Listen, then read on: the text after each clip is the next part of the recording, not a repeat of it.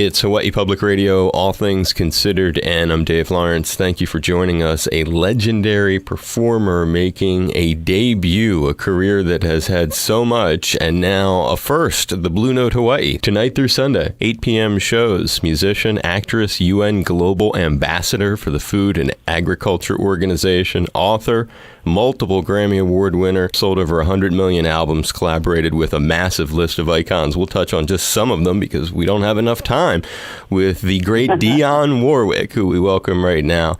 How are you? And thank you so much for doing this. I'm wonderful, thank you. And thank you for inviting me to do this. You are very welcome. You were here for a benefit. Your son, Damon Elliott, lives here. Have you been back since? No, I haven't. I've been on the road myself.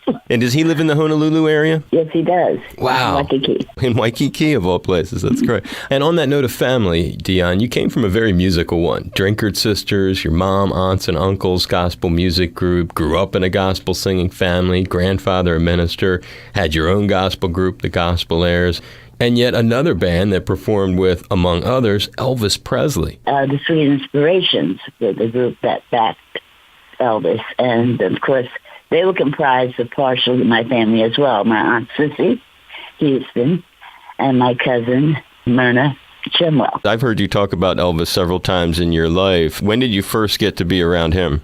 When I went to visit with the Sweet Inspirations and he was performing in Vegas at the same time that I was. Is that when he came and put his photos inside your albums or something like that? It sure did. It was the most amazing thing that ever could have happened to me.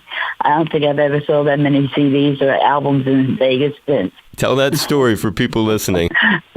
I was performing at the Sands Hotel, and he was performing at what was then called the International Hotel. And he was opening, and I went over to his sound check and rehearsal. So I wanted to see my Aunt Sissy. We sat and talked for a few minutes, and he asked me what I was doing, and I told him I was opening at the Sands Hotel. And he said how much he loved my voice, and he says that I'm going to do something very special for you. I said, okay. And I had no idea what he was talking about. But as it turned out, every album that was in every record store in Las Vegas, he provided an 8x10 signed autographed photograph of himself and had it inserted into my albums. It was amazing.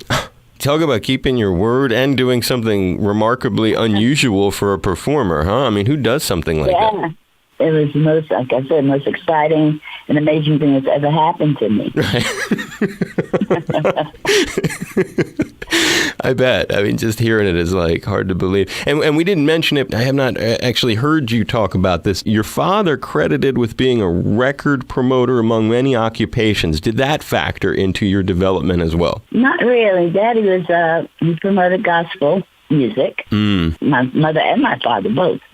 A very, very important part of the beginning of my career when I was touring. My mother went on tour with me for the first, 4 or 5 years that I was on the road. And she got tired of the road. My dad then decided, well, okay, I'm not going to leave you out there by yourself. So he decided to come on the road with me, and he was out with me for a good 4 or 5 years himself. I think they felt that kind of security was supposed to happen for me. Well, you just hit the nail on the head, security, and it allows you to develop as a much more confident person because you don't have to worry about some of those other things because you've got trusted people real close to you that are embracing what you're doing. And just to be clear, this is happening when you're a young adult too, right? Like after 18, they're still with you, shepherding you. Yes. And yeah, that's critical. And another critical thing, legendary songwriter, performer Burt Bacharach, who would partner with you along with partner Hal David. When did they come into your life? Actually, I met him on the session of the Drifters. The Drifters. He had written a song with another songwriter and partner, Bob Hilliard. The song was called Mexican Divorce.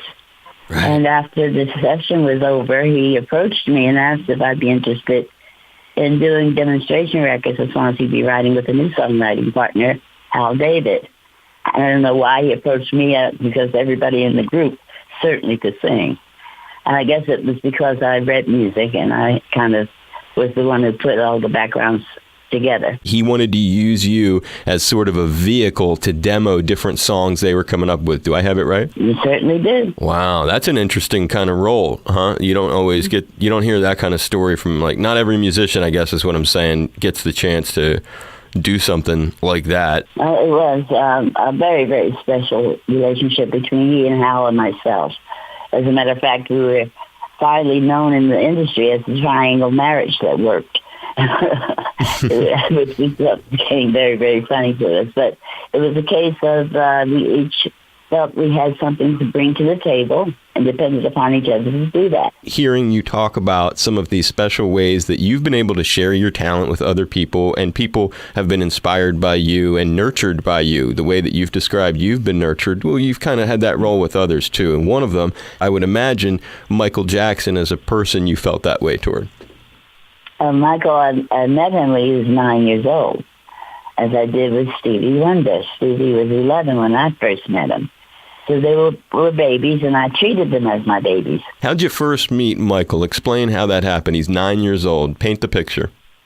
Michael was, of course, with the Jackson 5, and they were brought into Los Angeles to perform for Berry Gordy to get a contract with Motown Records.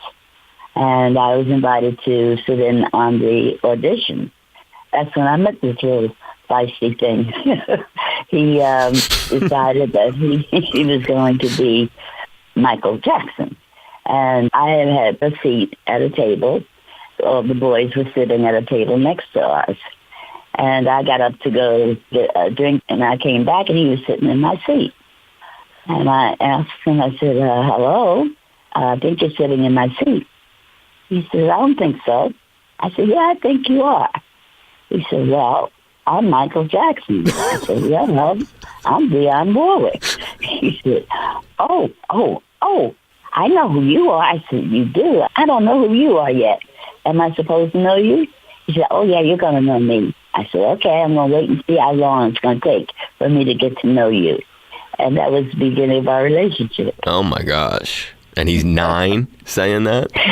Yeah, he was 9 years old. He was a feisty little thing. He was adorable. Well, now I see why you would call him a feisty little thing, because that or a confidence-filled little thing. I'm not sure which. And that, too. And you mentioned it, Stevie Wonder. How also did you first stroll into that kind of relationship at his young age? I met Stevie. We were doing a show in Paris, as a matter of fact, at the Olympia Theater. Was accompanied by his mother, which was wonderful. And Stevie just clung to me. He just thought I was somebody that he could relate to and he could talk to. And he hung out in my dressing room with me. And, I would take him out for lunch and we would play games. He was a little boy. He was a wonderful kid. And from that day to this, he still treats me like he's an 11-year-old.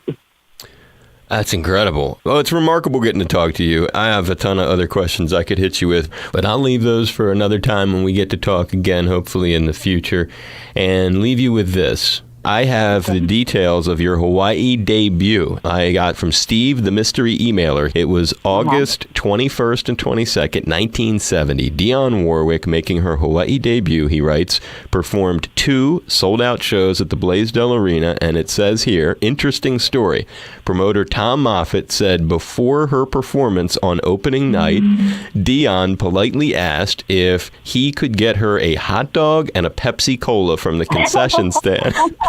And it says here that he gladly agreed, and that the 50 cents he spent that night on Dionne was the beginning of backstage catering that in later years would cost as much as 10 grand. I thought that was... And that's a good story. It's true. I love hot dogs, and I am a definite Pepsi girl. I love it. We'll leave it there. It's Dionne Warwick. I hope you had fun today. I sure did. And thank you so much for making me laugh a little. It's so nice to be easy and at ease.